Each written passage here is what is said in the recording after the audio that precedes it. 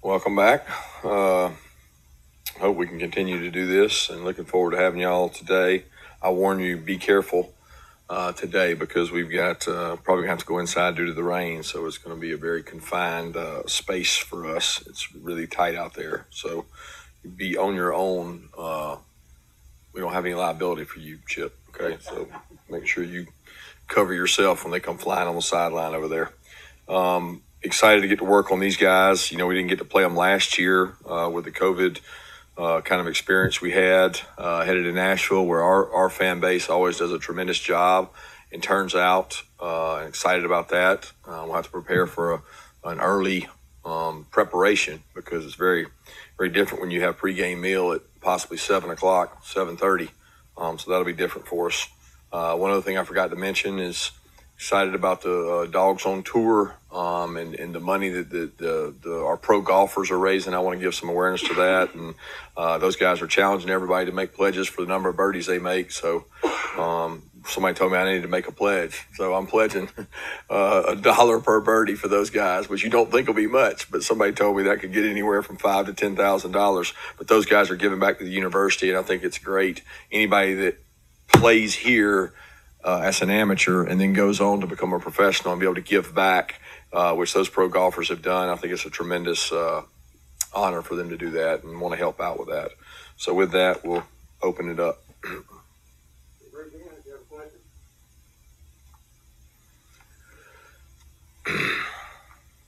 can you talk a little bit about Cedric Van Fran? This guy, he wasn't really playing as much. He had an issue with Harrison. Now he's been out there. What have you seen in 3 games? And give me a little bit about his performance so far.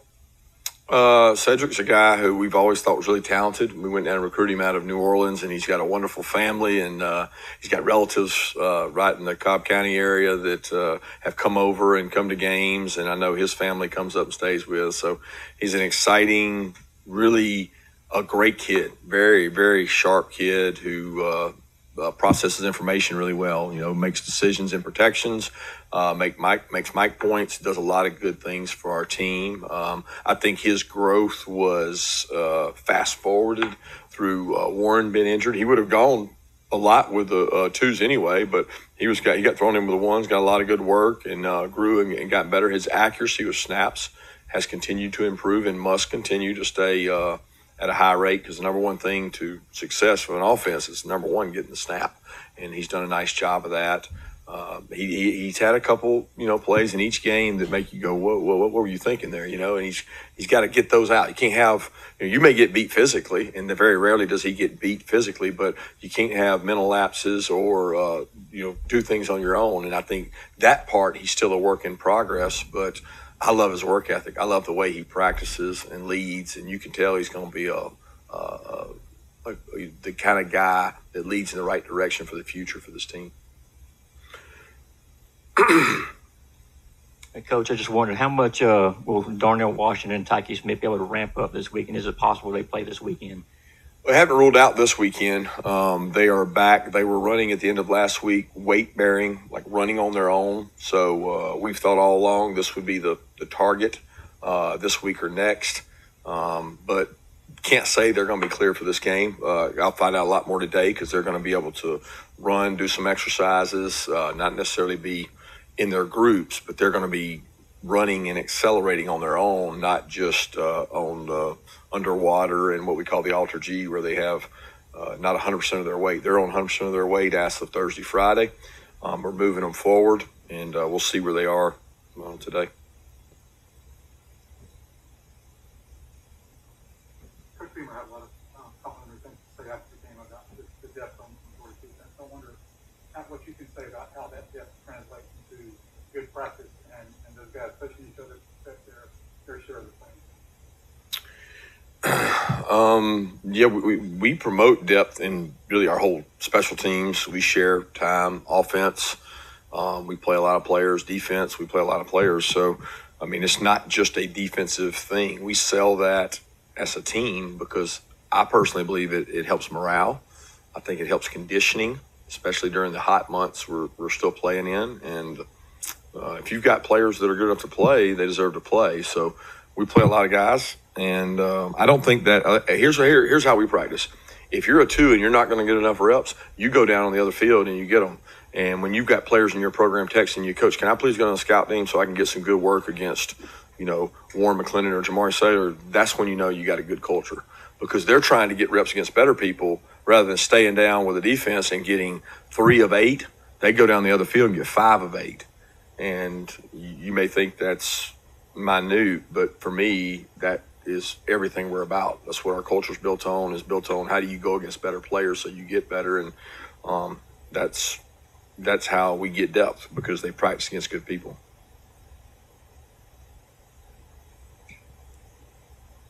Coach, JT was and you both talked about that he wasn't necessarily 100% last week.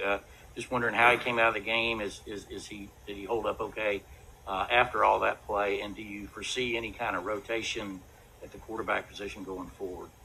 Yeah, I think JT came out of the game pretty clean. They had the 1 sack, but he was down before he got hit. I'll know more today as far as his health. I would think he's, progressed along and doing a nice job in terms of his health.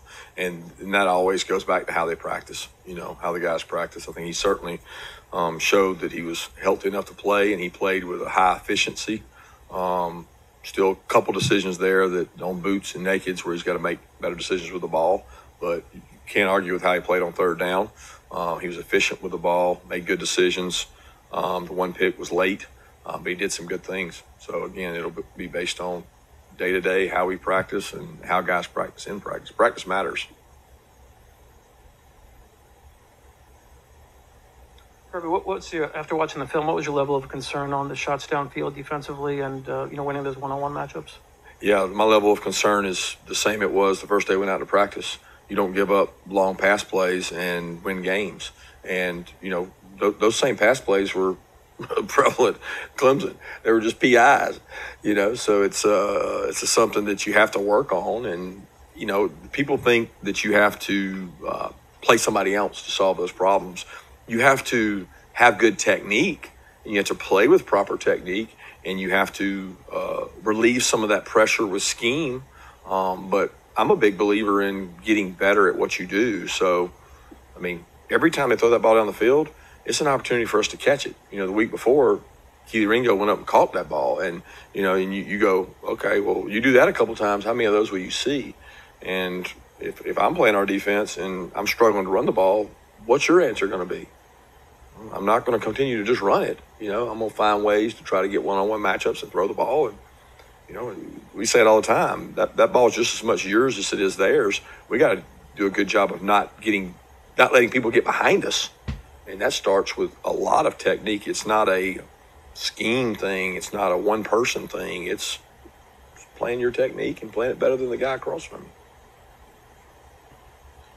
Kirby, two-parter kind of revolve around tight ends. Is Brock being as involved as he is that more about Brock, or is it about the tight ends? And also just the larger, what is your view of the tight end's involvement in offense these days and of more spread in general?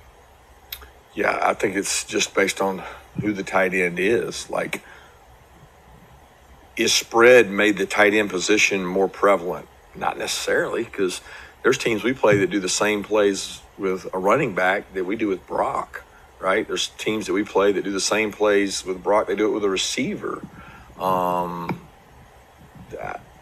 I can't comment. The NFL, there's been more tight ends drafted in recent drafts, but it has nothing to do with the word spread. It has to do with a guy that's a viable blocker that has replaced the fullback in traditional offense. He can also play on special teams. He can run. He can catch. He can run after catch. He can block maybe a little, maybe a lot, depending on who it is. The tight end position has evolved in the NFL. Therefore, it's trickled down to high school and college offenses. But it's really about who the guy is, right? It's not like everybody wants to just say, well, the tight ends are getting used more. Well, if you got a tight end that runs 4.5, then he presents a viable option. It's a threat in the passing game, and if he's physical and tough enough to block on the perimeter, you give me any player that's 235 pounds and can run 4.5, then we'll find a way to use him. And I think that has a lot to do with his skill set. Coach, I wanted to ask you about Vandy, of course. I mean, it's a team that's kind of struggled in the SEC over the last couple of years. What have you kind of seen from them with this new coaching staff? And also, how do you kind of keep you guys up for a game like this against a team that hasn't been playing very well as of late? Well, I'll start with Clark. I think he does a tremendous job. Number one, he's an alumnus of the school. He takes a lot of pride in the school, just like I do here. He's been tremendously successful in his career. He's really smart. We've met with him and spent time with him as a coach. I know he knows football. He understands football. And he's trying to build a culture there to be competitive in the SEC. Number one, that starts on the road recruiting, which he really hasn't gotten a chance to do. And it comes with buying in to the culture he creates as a coach. And I know they'll do a good job of that. The one thing that you consistently see when you go play at Vandy, it's always a really tough physical game. They've been that way when James Franklin was there, when Derek was there. It'd be no different. These guys are going to play hard, play physical football. And we don't get into measuring ourselves against the opponent. We measure ourselves against ourselves. And we're going to do that every single day in practice.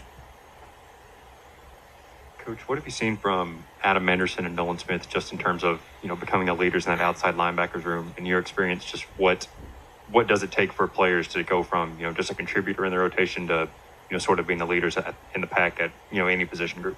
Experience, and they both have that. So those guys paid the price of experience in years past, and they've got confidence and experience now. So when you play in this system, you play under Coach Lanning, and he's coaching you every day, telling you the ins and outs of formations, stances, everything he can tell you. It helps you as a player, and they both are reaping the benefits of having been in the program. Hey, Coach, you've always, been real big about your teams being player-driven when it comes to accountability and things of that nature. Just wondering how is this team looking like it's doing in that regard right now? Up and down. I mean, there's days it could be better. There's some days it's really good, and something we're work in progress. I mean, in terms of player-led leadership, player-led events, player-led conversations, I mean, it's never as good as I want it to be. And it's never as bad as the worst it's been. So that's a hard measuring stick. It's day to day, and it's something that we constantly trying to grow. Like, you develop leaders, right? You develop them on how you do what you do in the off season, how much time you spend investing in them as a staff, what time do you spend on an individual basis with each player, letting them know what's important. You get that in return on investment with the time they spend with the team and the time they lead the team when you're not around. So we're probably not where we need to be in that regard, but it's something we'll always work on. Coach, following up on Adam Anderson, I've been in enough coaches' meetings when they review tape to know how that probably went over when Adam Anderson goes downfield and runs through a blocker and makes the tackle he did this past Saturday in that game. Can you just talk about what he lends on special teams and the importance of having starters in those roles play the way he does on special teams? Yeah, Adam's always done a tremendous job on special teams. I mean, he's a perfect for special teams, right? 6'4", 230, 235, runs really fast. Like, what more could you want than a fast big guy on special teams? And he's always taken a lot of pride in that. Adam has reasserted himself on this team as someone who cares. He used to miss academics. Now he doesn't miss academics. He used to miss treatment. He doesn't miss treatment. You watch the growth of a player, and I've seen it since being here. From year one, they don't have a clue. Year two, they're still trying to figure it out. What do? I don't want to do this. I do want to do this. To year three, oh, so this is how you're supposed to do it. And he's in that year where it's like, I understand what I'm supposed to do, and I understand why it's important to do it that way. And he's done that on special teams and defense. And he doesn't play so many snaps on defense that he can't play special teams. That's part of the value in playing players on offense and defense. Not every snap is that you get the value back in special teams. Kirby, I don't know that we have had an opportunity to ask you about the DGD fund. What does it say about the culture of your program that you've got players that are willing to use their platform to give back to their community? It doesn't surprise me at all, because people know how great the University of Georgia is, and to have players that feel like, hey, here's my opportunity to use my platform to get people to give to the DGD fund, so then I can in turn give back to the charity or organization that I take pride in. I think it says a lot about those guys that it's not really about them. They're not trying to put money in their pocket. they're trying to benefit some organization that's greater than themselves, and they're doing it through the Georgia name. I mean, I don't know anywhere in college football that guys are doing that. They're not trying to benefit themselves. They're trying to benefit others. And anytime you do that, I think it should be recognized. Coach, we saw Kearis Jackson finally come back to be on the field and not just in special teams. He was out there targeted a couple times. Can we expect to see his role grow more this week? And will we see Dom Blaylock come back this week? Well, Dom's dealing with a little bit of a hamstring. He had it last week. He was really close. We thought he was actually ahead of Kearis in terms of return, and then he had a little hamstring bother him. I guess it was early last week. It bothered him a little bit, and so he'll be out there trying to go again today. It's one of those things that when you haven't been back and you increase volume, you have to be careful. But Kearis did a good job in the game. You know, he had the 2 catches, did a great job. One of the smart, intelligent plays to declare down after catching the ball because the clock was going to run. If you can't go score, get down because we have a timeout. And he was very aware of the situation, and he's a good player, you know. And, hey, you know what? Lab McConkey's doing a great job too. So those guys understand that we've got guys that are playing well, and as you work your way back, you outwork the guy and outplay the guy in front of you, and you get to do that. And Kearis is still not 100%. I mean, he's out there playing probably at 90, 95 and continues to get better. Coach, you said after the game that you were going to reserve judgment on Nolan Smith until you saw the tape. What did the tape reveal there? He had 2 really big plays. He continues to play with great effort. He practices really hard.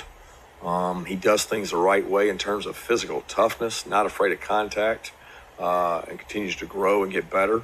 I still think he can show some improvement in his run defense and the way he strikes and plays blockers, 6 technique and things, but he's a great closer. He's a great recognition guy of plays coming, and he's a really good pass rusher.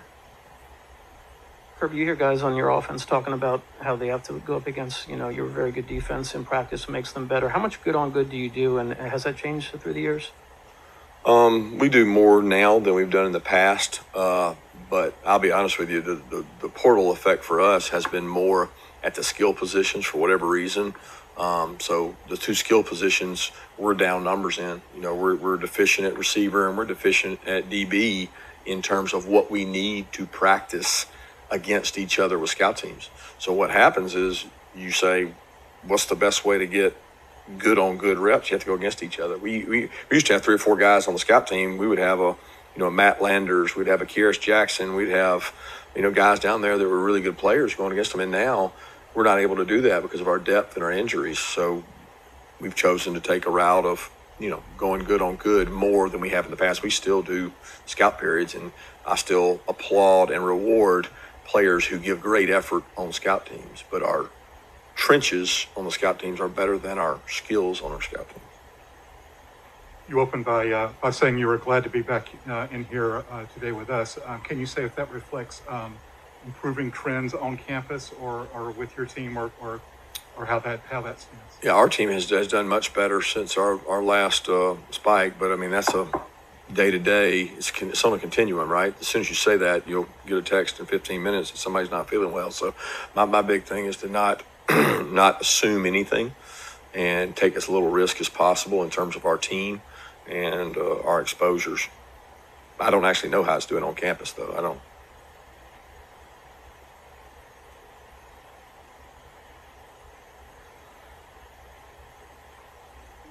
Coach, can you elaborate more on Will Muschamp? There was, I guess Eli Drinkwood said it should be illegal that he was added to your staff. Has it been that much of an advantage through the first 3 games?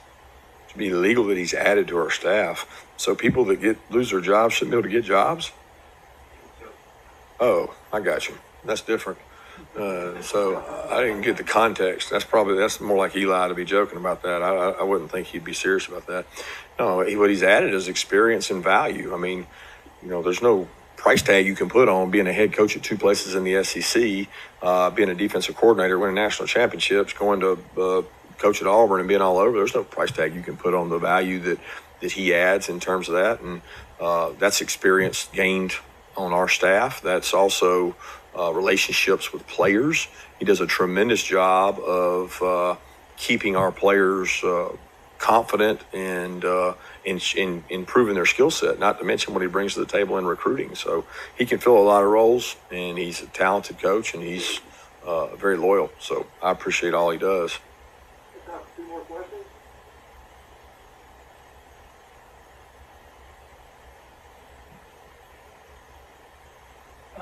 Can you update us on, I don't know how to pronounce his first name, Davis, your linebacker's injury? I guess last week he suffered an injury, and is he out for the year? He's got a quad injury. Yeah, he's going to be out for the season. And unfortunate injury on Monday, I guess, of last week. His quad became injured and had to have surgery. So he's going to be out. And he's battled through some hamstring injuries early in camp.